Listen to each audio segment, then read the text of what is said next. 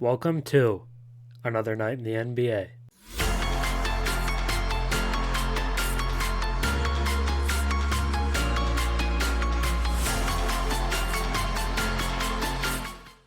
This is your 10-minute recap of the last night of NBA hoops, and we're going to start off with the Orlando Magic, because they beat the Lakers 120-101 to move to 4-2 on the season.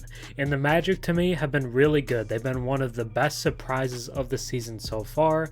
I thought they could make the play-in and maybe even push for the playoffs, but to me right now, this feels like a team that's pushing for home court advantage. That's how good they've been to start the season. The Orlando Magic have been one of the best defensive teams in the entire NBA so far, if not the best defensive team.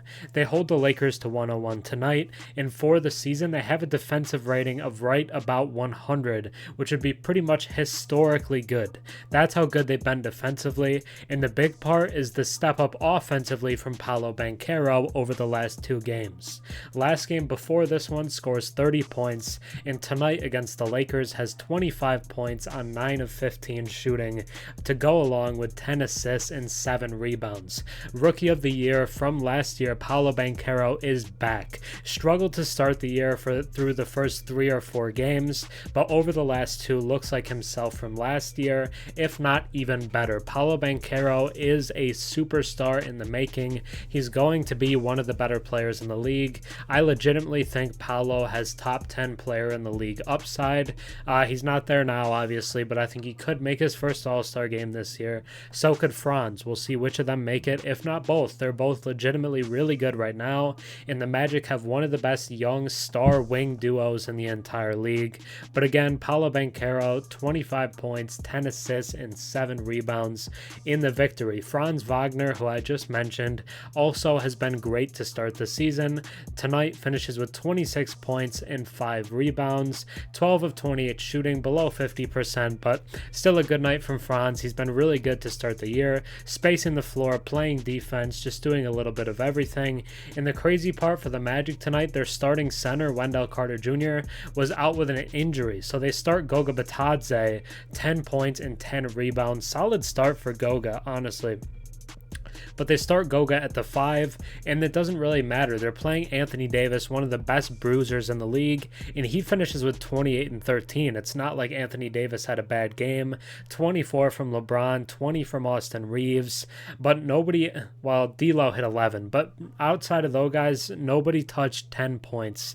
So basically the Magic said, we're going to let their main guys score a little bit, and then try to let everyone else beat us. And with the Lakers having a few guys out with injuries, that meant they had no chance to beat them, because who's going to score? Cam Reddish, who started, finished with 2 points. They hold Christian Wood to 6. Max Christie has his best game of the year with 6 points, but just not a lot of guys who could even get minutes off the bench. The only 3 players with over 10 minutes off the bench was Christian Wood, Max Christie, and Jackson Hayes, who only played 11. So it was a super starter heavy game for the Lakers, and it just wasn't working. The Magic were shutting them down, as they have done all year. Hold the Lakers to 44% from the field and only 26.7% from behind the three-point line. Another defensive masterclass for Orlando. So outside of those top 2 guys, they get 11 points from Anthony Black, who got the start tonight. Only took 6 shots, 4 of 6 from the field, but had 11 points, 4 rebounds. They also get 13 from Mo Wagner off the bench, who has continued his good World Cup play and looks really good alongside his brother. And they get 14 from Cole Anthony, who's making a strong push for 6th Man of the Year, at least early on. It looks like he wants that award, and he will really be able to push for it. And I'm excited to see how he does for that for the rest of the year. Joe Ingles does play 25 minutes, only has 7 points, but the Magic, I think, have a better offensive ceiling than people would think because of their top 2 guys, because of Paolo, because of Franz Wagner, especially when they get Markelle Fultz back, when they get Wendell Jr. back. They're missing 2 of, I would say, their top 4 players in this game, and they still kind of blow out the Lakers, honestly. It wasn't even all that close. This is a statement statement victory for the Orlando Magic as one of the best teams in the Eastern Conference. The Hawks also got a win today, which we'll talk about later, but honestly right now, to me, I talked about it in my power rankings stream that I did yesterday. You can go check that out if you want, but the top 4 teams in the East to me right now are Boston at 1 pretty easily. I would have Philly at 2. You know, they have 4 guys scoring 20 points a game. They've looked really good, but outside of that, I think it's Atlanta and I think it's Orlando for that 3 spot. Both of them have looked really good to start the year. Atlanta kind of struggled through the first 2 games, has won all 4 since. And Orlando has only lost to the Lakers and the Clippers, and they even beat the Lakers this second time. The Magic have had a pretty tough schedule to start the year and have really kind of thrived with it. So I'm excited because Paolo and Franz look great. The defense is amazing. Jonathan Isaac comes in and still, even though he's not getting a ton of minutes, makes a huge defensive impact in the minutes that he has. But Paolo and Franz, both good, big defenders. Jalen Suggs has been really good defensively, as is Markelle, Fultz. Wendell Carter Jr., a good defender. Anthony Black has been kind of called a good defender coming into the draft. This team is so stacked defensively, and I think they're only going to get better offensively. So the Magic are the main topic of the night because I think they are much better than people think and have looked really good to start the season, and they deserve some respect. But let's shoot around the league, take a look at all the different games, and just see what else happened in this night in the NBA. So in other action from around the league, there were 7 other games, so 8 games in total tonight, and I want to start us off with Hornets versus Pacers because this was almost the main topic of the video. I was very close to making Tyrese Halliburton the main topic of the video because individually Tyrese Halliburton was great tonight with 43 points, 12 assists, 14 of 21 from the field. He had 25 points and 6 assists in 1 quarter alone, which was absolutely insane. It was one of the best offensive quarters I've ever seen, but then at the end of the game, it was like 17 seconds left, right? Halliburton dribbles it up the court, kind of ISOs a little bit, is looking at LaMelo. He thinks of LaMelo as easy. He's going to take him. LaMelo clamps him, steals the ball, game ends, Hornets win because LaMelo clamped Halliburton, who had one of the best games. I almost thought about calling this how to ruin a great game, but I didn't end up doing that. I didn't want to be that harsh on Halliburton because the game as a whole was that good. But 27 points and 7 rebounds from Mark Williams, who was legitimately great tonight and is one of the best young centers in the league. With Jalen Duren, Alperen Şengün, and Mark Williams, the league is really primed with good young big men, as well as Wemby and Chet, who are rookies. The 76ers take down the Suns 112-100.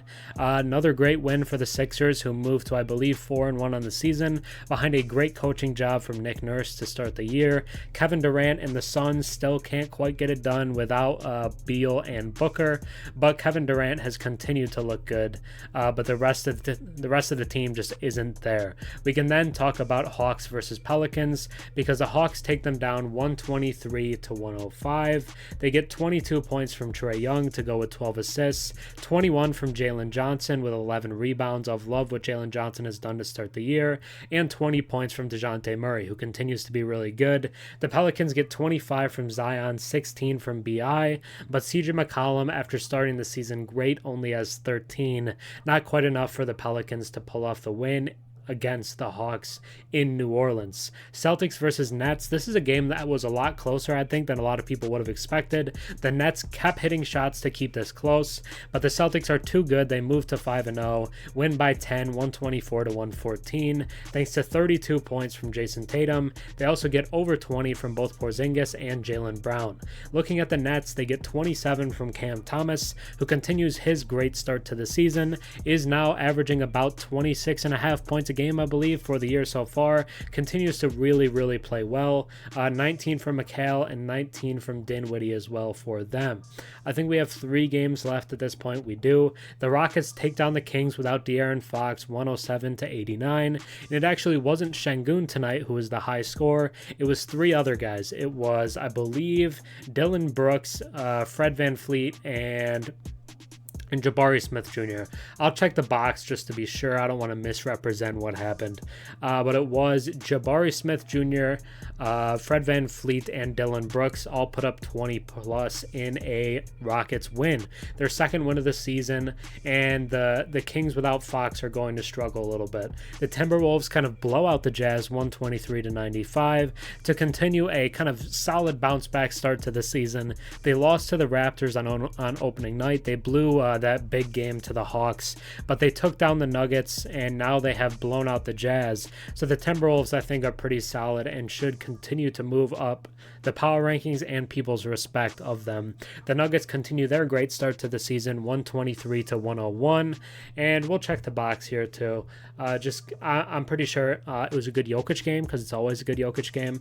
But Nikola Jokic finishes with 28 points and 16 rebounds. They also get 27 from Michael Porter Jr., and no one on the Bulls scores over 20 points.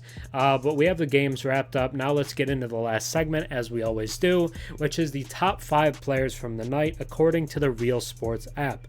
I always want to kind of showcase who the best performances came from on any individual night, and looking at it here, number 1 goes to Tyrese Halliburton with 43 points, 12 assists, and 8 made threes. Did get clamped up on the final play, sold a little bit, but the game as a whole was amazing. Number 2 is Nikola Jokic with 28 points, 16 rebounds, and 9 assists.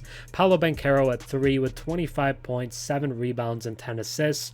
The Point Paolo movement continues. At number 4, we have Anthony Davis with 28 points, 13 rebounds, and 7 blocks. Despite the loss, the Anthony Davis MVP campaign is still very strong, because he's averaging legitimately like 27, 13, and 3.5 blocks for the season so far. And then at number 5, we have Anthony Edwards with 31 points, 8 rebounds, and shooting 68% from the field. But that'll do it for this night in the NBA. Another night in the NBA. Thanks for watching. I'm Herm. Have a good one, guys.